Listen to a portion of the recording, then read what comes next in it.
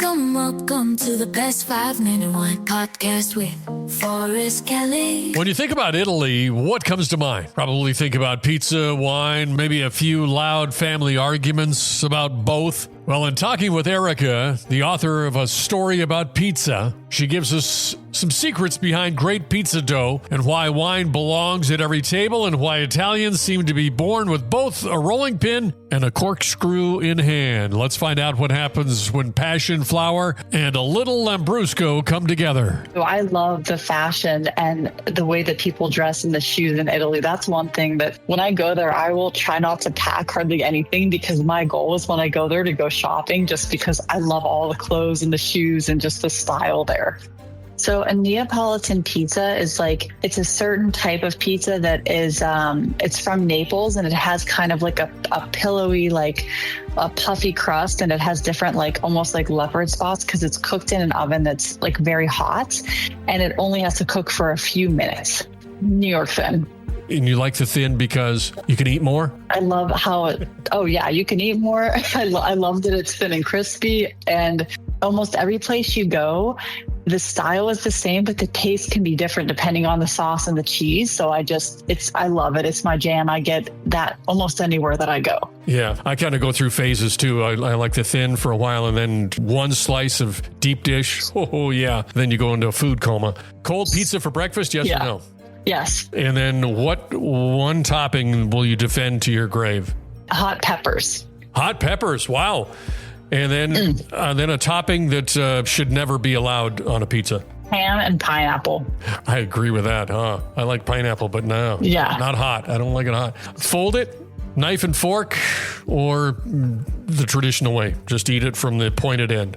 What's the right way? I say fold it if you're in New York, and if you're in Italy, maybe a knife and fork. Really? So that's a thing, that knife and fork.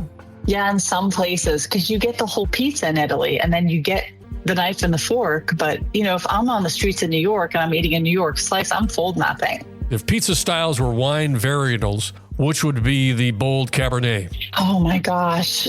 Let's see here. Bold Cabernet. I think it's the Montepulciano di Abruzzo, because that's a red wine, and it's a very dry taste. What's your perfect wine pairing with pizza? My perfect wine pairing is Lambrusco Frizzante. That, I will tell you, those are the only main two wines that I drink. Every wine has a story in the bottle. Is there a story behind the pizza?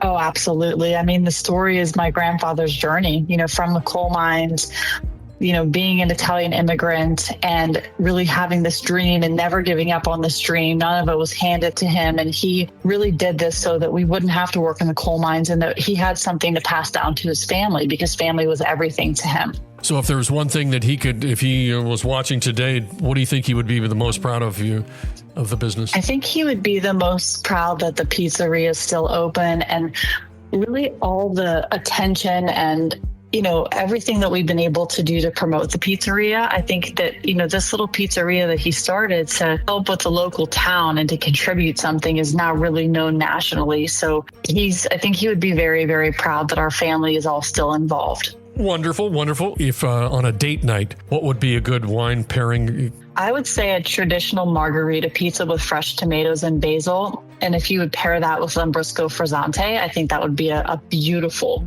wine and food pairing. You can purchase any of my books through Amazon, Barnes & Noble, Target, Walmart, anywhere you can buy books online. If you search for A Story About Pizza or Pietro's Pizza, you'll be able to find those books. Or if you go to astoryaboutpizza.com. Awesome. Thanks for having me on.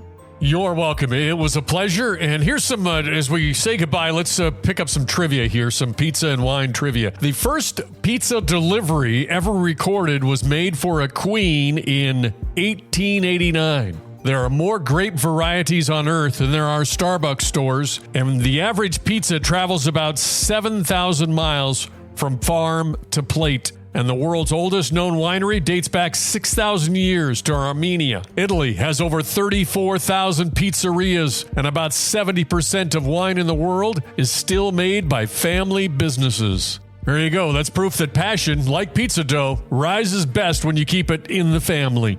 So pour another glass, grab another slice, and remember, every good story starts with one of the two. You spend time with your family? Sure I do. Good.